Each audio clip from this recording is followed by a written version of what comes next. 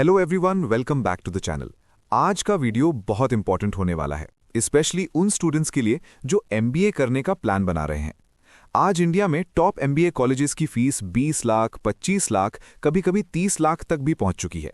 और इसी वजह से एक बहुत बड़ा क्वेश्चन हर स्टूडेंट के माइंड में आता है, क्या एमबीए पर 25 लाख रुपए इन्वेस्ट करना सच में वर्थ इट है?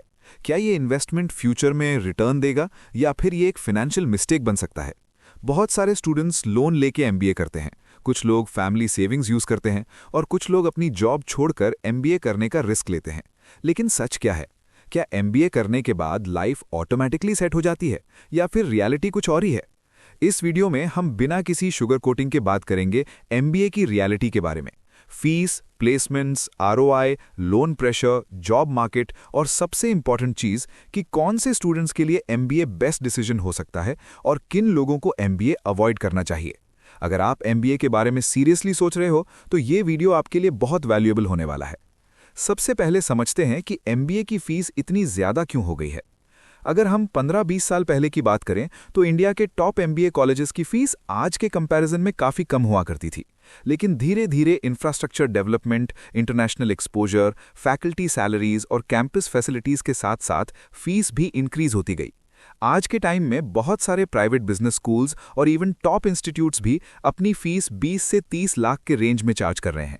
इसमें ट्यूशन फीस के साथ साथ hostel fees, mess charges, campus facilities, international immersion programs और एडमिनिस्ट्रेटिव चार्जेस भी इंक्लूड हो जाते हैं। बहुत सारे कॉलेजेस अपने कैंपस को ग्लोबल स्टैंडर्ड का बनाना चाहते हैं, जिसके लिए ह्यूज इन्वेस्टमेंट लगता है और उसका डायरेक्ट इम्पैक्ट स्टूडेंट्स की फीस पर पड़ता है। लेकिन यहाँ एक इंपॉर्टेंट बात समझना जरूरी है। सिर्फ हाई फीस होने का मतलब ये नहीं है कि वो कॉलेज ऑटोमेटिकली गुड हो जाता है। इंडिया में ऐसे बहुत सारे कॉलेजेस भी हैं जहां फीस 15 से 20 लाख है लेकिन प्लेसमेंट्स एवरेज हैं। इसी वजह से एमबीए चूज करते वक्त सबसे इंपॉर्टेंट फैक्टर होता है ROI, return on investment. ROI का सिंपल मतलब है कि आपने जितना पैसा इन्वेस्ट किया है एमबीए में, उसके कंपैरिजन में आपको सैलरी कितनी मिल रही है। अगर किसी कॉलेज की फीस 25 लाख है और एवरेज सैलरी 30 लाख है तो आरओआई काफी स्ट्रांग माना जाएगा। लेकिन अगर फीस 20 लाख है और एवरेज सैलरी 5 लाख है तो क्लियरली आरओआई वीक है। इसी वजह से एमबीए करते वक्त सिर्फ ब्रांड नेम नहीं बल्कि प्लेसमेंट स्टैटिस्टिक्स और एवरेज सैलरी को भी केयरफुली इवैल्यूएट करना बहुत इंपॉर्टेंट होता है। बहुत सारे स्टूडेंट्स सिर्फ मार्केटिंग और एडवर्टाइजमेंट्स देखकर एमबीए कॉलेजेस चूज कर लेते हैं और बाद में रियलाइज करते हैं कि प्लेसमेंट एक्सपेक्टेशंस रियलिटी से मैच नहीं करती। अगर आप इंडिया के टॉप इंस्टीट्यूट्स जैसे Indian Institutes of Management, Indian School of Business या XLRI Xavier School of Management से एमबीए करते हो तो चांसेस हाई होते हैं कि आपको स्ट्रांग प्लेसमेंट अपॉर्चुनिटीज मिलेंगी। इन कॉलेजेस का ब्रांड वैल्यू भी स्ट्रांग होता है और कंपनीज एक्टिवली कैंपस रिक्रूटमेंट में पार्टिसिपेट करती हैं। लेकिन अगर आप किसी एवरेज प्राइवेट कॉलेज से एमबीए करते हो जहां प्लेसमेंट स्ट्रांग नहीं है तो 20 से 25 लाख इन्वेस्ट करना रिस्की डिसीजन बन सकता है। बहुत सारे स्टूडेंट्स एमबीए कंप्लीट करने के बाद 5 से 7 लाख सैलरी पर स्टार्ट करते हैं, जिससे एजुकेशन लोन रीपे करना डिफिकल्ट हो जाता है। एमबीए की फीस हाई होने की वजह से बहुत सारे स्टूडेंट्स एजुकेशन लोन लेते हैं। इंडिया में 20 से 25 लाख का लोन लेना कॉमन हो गया है एमबीए स्टूडेंट्स के लिए। लेकिन लोन लेने से पहले एक चीज क्लियरली समझनी चाहिए, लोन सिर्फ फीस नहीं होता, उसके साथ इंटरेस्ट भी ऐड होता है।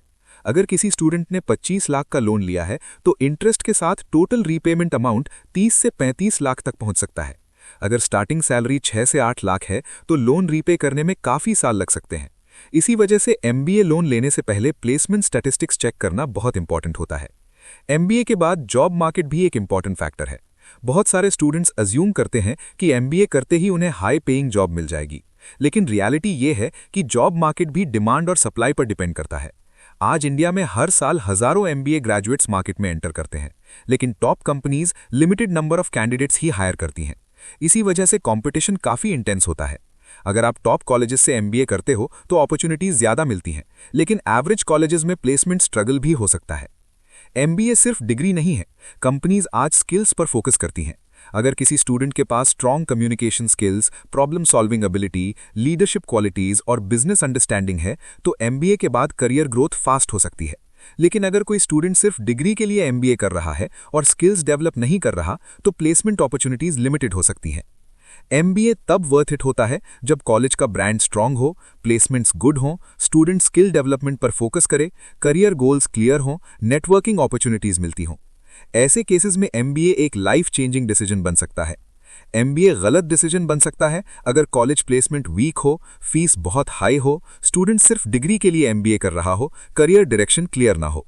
बहुत सारे स्टूडेंट्स प्रेशर में एमबीए कर लेते हैं विदाउट प्लानिंग और बाद में रिग्रेट करते हैं। तो फाइनल क्वेश्चन, क्या एमबीए पर 25 लाख रुपए इन्वेस्ट करना वर्थ इट है? आंसर सिंपल है, इट डिपेंड्स।